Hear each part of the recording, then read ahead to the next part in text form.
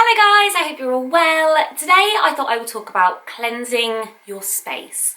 This is a video that I've said that I would do for a little while now, and a few people have said to me like, when are you going to do that video, because I really need to do it too. And basically, if this is the first video of mine that you're watching, as a bit of background, this is my marital family home. My husband and I are in the middle of a divorce, so about 3 months ago me and my children moved out of the family home. My husband stayed here, and then a couple of weeks ago he moved out and me and my children moved back in.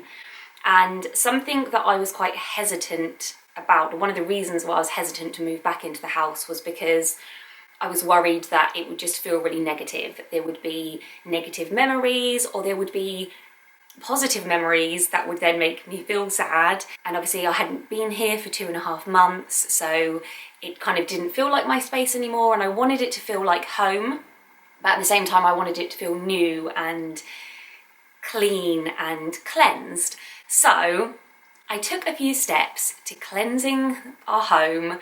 But yeah, I didn't want it to be like a completely new home, otherwise we would have just moved into a new home.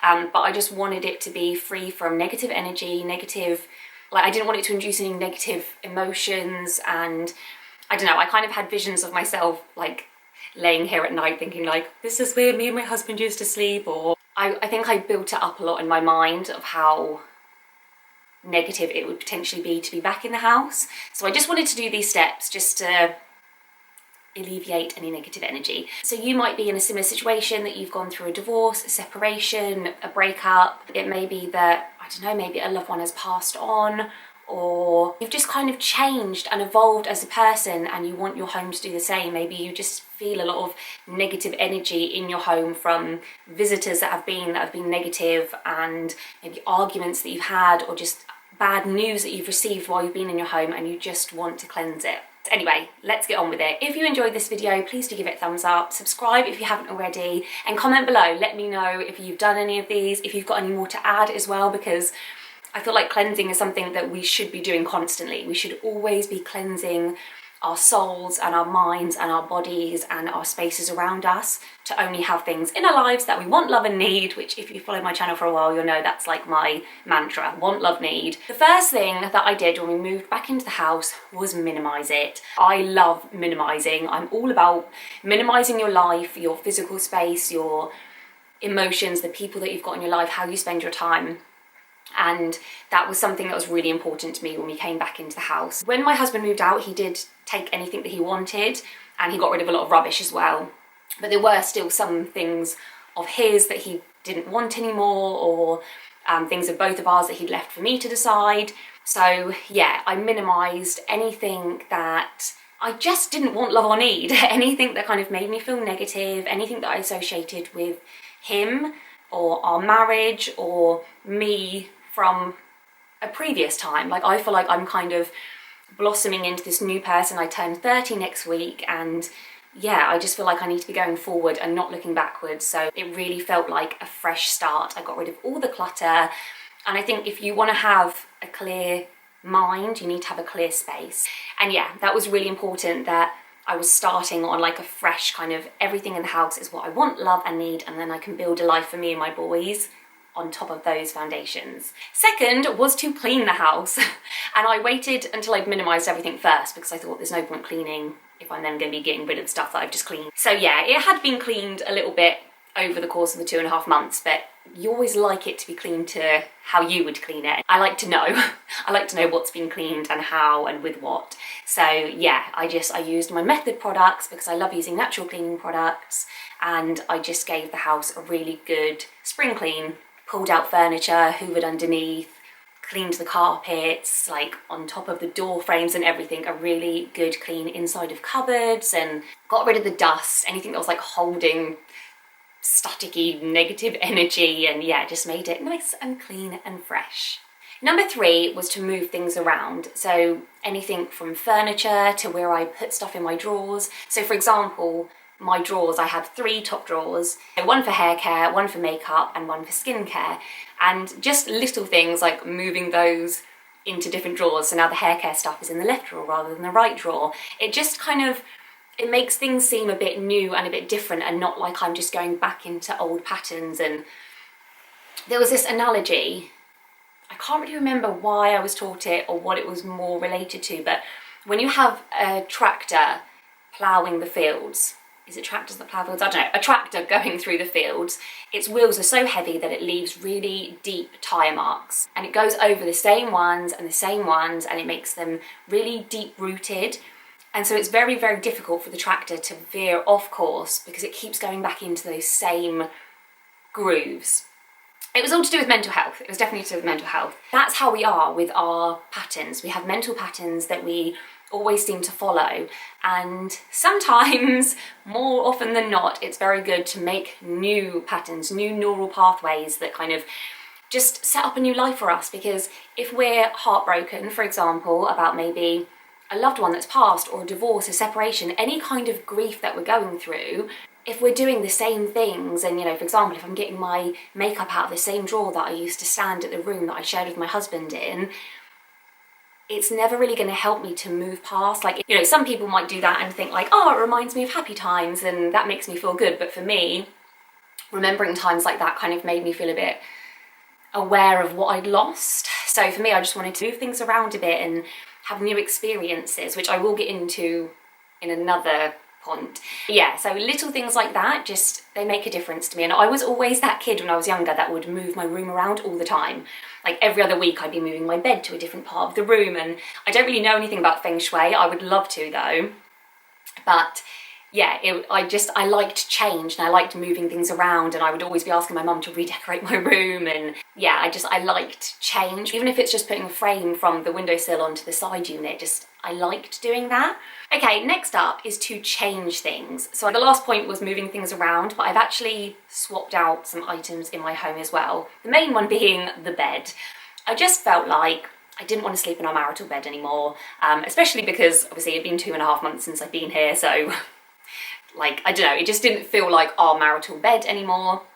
And I wanted something new for me. It was a big purchase, but I feel like it's something that I'll then take on with me. It kind of symbolises my independence, and sometimes that can be really, really helpful just to change things. Just have something new, you know. And I got new bedding. Obviously I'd thrown away all the bedding and towels, so I got new bedding, I got new towels, I got new hand soap, and like a new little toothbrush holder, and just little things like that. Okay, next up is something that I'd heard about a little bit, but I didn't really know too much about, and that was using sage sticks. Sage sticks are basically sage leaves that are dried and wrapped, and they're used to bless, heal, or cleanse a person, a space, your aura, kind of anything. So for me, that's exactly what I wanted to do. I wanted to bless our old/new home, I wanted to heal, and I wanted to cleanse away any negative energy, negative vibrations, negative emotions, anything like that. So what you do with a sage stick is you light it, kind of like an incense stick, and blow out the flame so that it's just kind of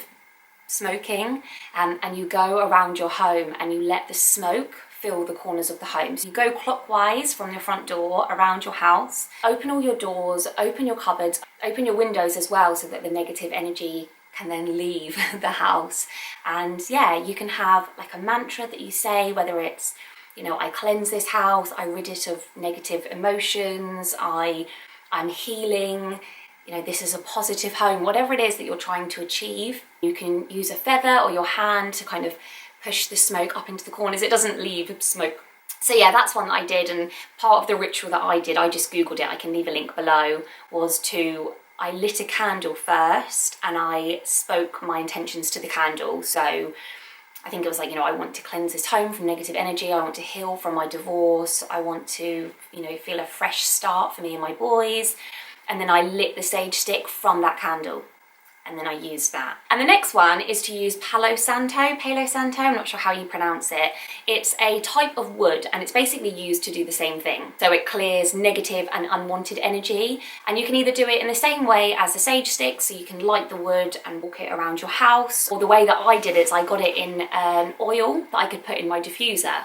And I also got incense sticks as well. So every so often I just light an incense stick, or I'll put the oil drops in my humidifier, and it just fills your home. It's a really sweet smell, and a lot of people say that they use that as well as the sage sticks because it kind of counteracts. It's a very sweet smell, whereas sage sticks aren't. They're quite earthy. I'll put links to everything below, like the humidifier that I've got, the oils, incense sticks, sage sticks, and all of that, so you can buy any of the products that I mentioned. My next point kind of links in with the last point as well, and that is to use natural candles and oils in a diffuser. You can use any kind of candles, but I prefer to use natural ones. And I try to use candles that are different to the ones that I normally use, so that I would have different smells, because your sense of smell can really, really evoke memories, can't it? It can evoke memories and emotions, just like taste and sound and all other senses. But I feel like your sense of smell, it just, you know, there are certain candles that I had in my home. I had a Jo Malone one that my husband had got me,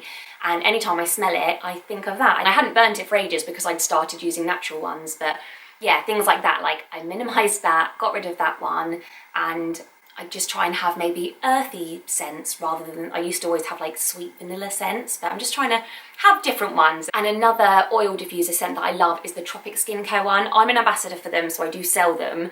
But yeah, it's a really invigorating, fresh, lemony scent, and it is just lovely. So again, I'll link that one below. Okay, next up is crystals. And the ones that I found good to be in, I mean, I have loads and loads of crystals in my home. I wear them around my neck, I have them in my car, I keep them in my pocket, in my bag. I got a huge rose quartz. Rose quartz is the crystal of love. It strengthens your heart, it strengthens, you know, relationships, it helps you to heal from past relationships, and it just fills your home with love. So I've got a huge rose quartz by my front door. And also black tourmaline. So black tourmaline, it neutralises negative energy, and it also protects you from harmful vibes. So they say you should have one in every corner of your room. They say it's good as well to put it above your front door. But yeah, I've got a couple as you come in by my front door, and then in my bedroom I've got ones on the windowsills, and in the kitchen, the living room, like the main living areas. And yeah, they're tiny, you don't even notice them, they kind of just look like little black lumps of coal. But yeah, for me it just makes me feel as though the rooms, like the main living spaces that I live in, are really protected. Next up is to have lots of fresh air in your home. So in the mornings, I open the windows, I let the fresh air in. Not only does it help me to wake me up, but it just clears out the negative energy. I'm also very focused at the moment on being at one with nature, so I like to be barefoot as much as I can, and yeah, I use natural cleaning products, I use natural makeup and skincare and hair care, and I like to be outside as much as possible, so it just makes sense to have as much of the outside inside. And another thing to fill your home with is laughter and music. In the mornings, as soon as we wake up, we put music on. I put it on my computer. When we go downstairs, we put it on the Alexa, we'll put it on TV,